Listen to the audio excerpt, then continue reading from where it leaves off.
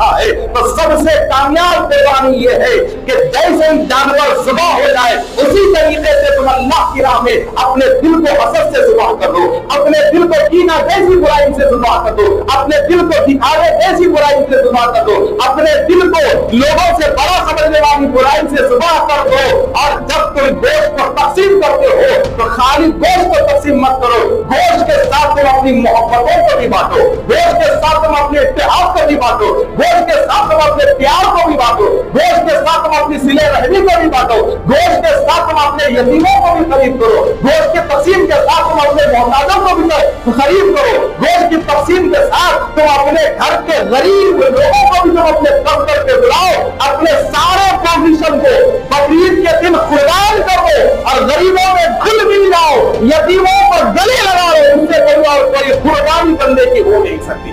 ہرگز کوئی قربانی نہیں ہو سکتی۔